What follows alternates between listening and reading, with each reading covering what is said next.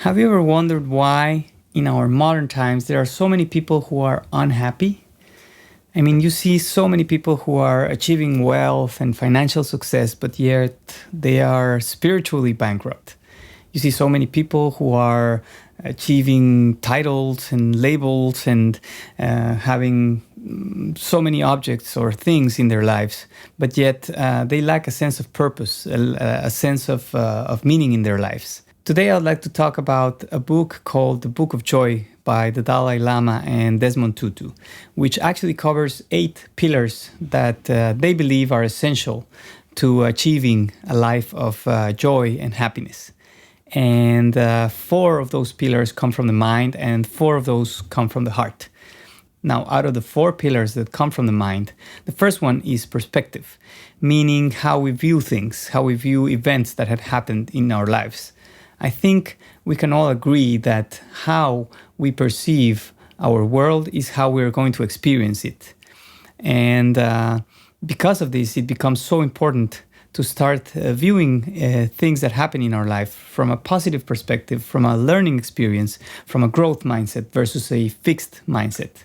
Now, this is not to say that the way to achieve joy and happiness is to never suffer. Right?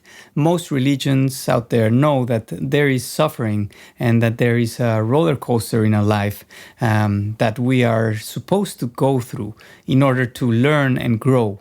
And in order to achieve this in the best manner, it's not about what happens to your life, it's about how you react to what happens in your life. For example, when you are on vacation, are you grateful that you're on this wonderful vacation, relaxing and just enjoying the view, enjoying where you are? Or are you thinking, oh my gosh, the room is dirty and the sheets are not the thread count or whatever, oh, I should be working on that report that I never accomplished or I never finished, right?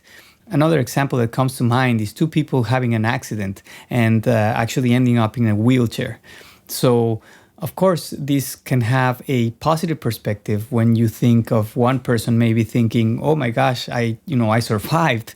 I have this wonderful new chance in life. It's a new blessing that I have, and I'm going to make the most out of it. Or the other person may be saying, oh my God, this is the worst thing ever. This is a curse, right? Now I have to be on a wheelchair for the rest of my life. And now, everything is going to be horrible, which actually viewing things from that perspective places you in a victim.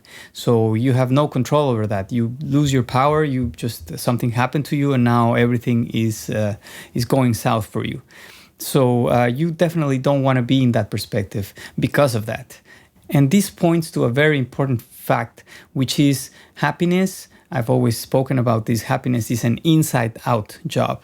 So it does not rely on things on the outside. You already have everything you need to be happy today, right now. And changing your perspective on life can be a great way to start, because it's actually much easier to change a perspective than it is to change something like emotions, for example. Emotions run deep down within us, and they come from our childhood experiences, from our womb experiences, from lots of different things. They are very complicated. I don't want to say complicated, but they are very complex.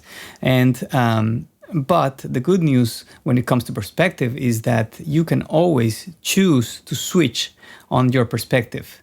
And you can always choose to also view things from the greater perspective, like astronauts actually describe when they have left Earth, and they view the Earth from space. And they say that they have a new understanding of life and a new perspective on life. I like what Wayne Dyer used to say, which is change the way you look at things and the things you look at will change. So I hope this information will be helpful to help you lift you up, because perspective can really lift you up. It can also bring you down. So I hope that you'll choose the path to lifting yourself up every day. And please remember to like, share, and comment, and I'll catch you on the next one.